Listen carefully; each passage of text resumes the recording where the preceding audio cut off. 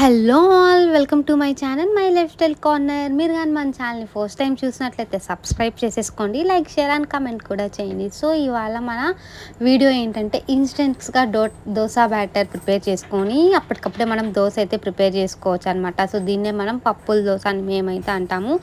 So దీనికి ఎలాంటి fermentation అవసరం లేదన్నమాట. డైరెక్ట్గా మనం మిక్సీలో పిండి వేసేసుకొని దోశలు పోసుకోవడమే. సో దీనికి మనకు కావాల్సిన ఇంగ్రీడియంట్స్ ఏంటంటే 4 టైప్స్ ఆఫ్ పప్పులు మనకు కావాల్సింది. ఒకటి వచ్చేసి పెసరపప్పు, మినప్పప్పు, శనగపప్పు, కందిపప్పు అండ్ బియ్యం. సో ఈ 5 ఇంగ్రీడియంట్స్ సేమ్ క్వాంటిటీ ఒక కప్ తీసుకుంటే అన్నీ ఒక కప్పే తీసుకొని మనము 4 to 5 అవర్స్ నానపెట్టుకొని నెక్స్ట్ మిక్సీలో వేసుకోవాలన్నమాట. సాల్ట్ వేసుకొని మిక్సీ వేసేసుకోవాలి. సో ఈ విధంగా కన్సిస్టెన్సీ మరీ పలుచగా కాకుండా వేసుకోవాలి. సో నేను ఫస్ట్ టైం బ్యాటర్ వేసేస్తాను. సెకండ్ టైం బ్యాటర్ వేసేటప్పుడు ఇందులో మనం సాల్ట్, పచ్చిమిర్చి, అల్లం వేసుకొని మనం గ్రైండ్ అయితే చేసుకోవాలి. సో నేను ఫస్ట్ ట్రిప్కి అయితే సాల్ట్ వేసాను. ఇప్పుడు రెండోసారి వేసేటప్పుడు అల్లం, పచ్చిమిర్చి అయితే వేసి గ్రైండ్ అయితే చేస్తున్నాను. మీరు ఇన్కేస్ ఒకే టైం వేసే పని అయితే మిక్సీ అన్నీ ఒకేసారి వేసుకునేసేయండి. పచ్చిమిర్చి, అల్లం, సాల్ట్ అండ్ ఈ పప్పులు, నానబెట్టిన పప్పులు.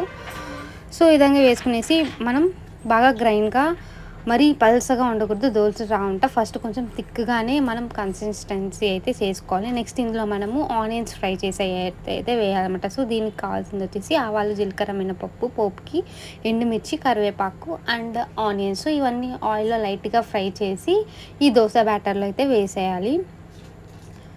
సో ఇప్పుడు మనం పోపు అయితే పెట్టుకుంటున్నాం అనమాట.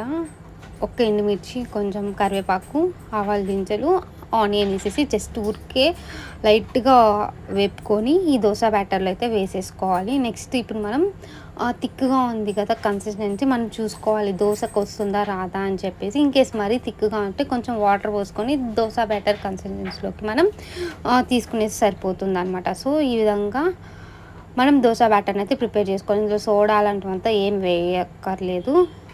వేసేసుకొని మనం హ్యాపీగా దోశలు అయితే పోసుకునేసారు. చూడండి చాలా బాగా వస్తుంది అనమాట. ఇన్స్టెంట్గా మనం బ్యాటర్ వేసుకోవచ్చు. బట్ పప్పులు నానేదానికి ఒక 4 to 5 అవర్స్ టైం అయితే పడుతుంది.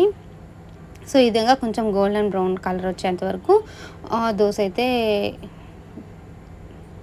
సిమ్లో చేసుకునేసి ఈ విధంగా మనం ప్లేట్లోకి సర్వ్ చేసుకునేది. సో ఈ దోశలు చాలా టేస్టీగా ఉంటుందన్నమాట. రొటీన్గా తినే దోశలు కాకుండా ఇవి కొంచెం బాగుంటుంది. అండ్ ఇందులోకి మనం సైడ్ డిష్గా కారం అయితే చేస్తాం మేము, ఎర్ర కారం. సో అది ఎలా ప్రిపేర్ చేసుకోవాలో చెప్తాను. మనం ఎండుమిర్చీలు బాగా ఒక 20 అయితే తీసుకున్నాం అనమాట. సో ఇది ఉత్త కారం. సో ఇందులో వెల్లుల్లిపాయి, ఉప్పు, ఇవి చాలా రోజులు ఈ కారం నిల్వ కూడా ఉంటుంది ఫ్రిడ్జ్లో పెట్టుకుంటే. అండ్ ఈ దోశకి కారానికి చాలా బాగుంటుంది అనమాట. ఎక్కువ స్పైసీగా ఉంటుంది. సో చాలా స్పైసీగా ఉంటుంది కాబట్టి మనం ఇందులో నెయ్యి కాసి అయితే వేస్తే ఆ స్పైసీనెస్ అంతా పోతుందన్నమాట. సో ఇప్పుడు తినేదానికి చాలా బాగుంటుంది. సో నెయ్యి కారం లాగా అయితే చేస్తాం మనం. ఇప్పుడు దోశ విత్ ఈ నెయ్యి కారంలో చాలా బాగుంటుంది అనమాట. మీరు కూడా కావాలంటే ఒకసారి ట్రై చేయండి. అండ్ మీకు కానీ ఈ రెసిపీ అయితే కామెంట్ సెక్షన్లో కామెంట్ చేయండి. Thanks for watching this video till end. Bye.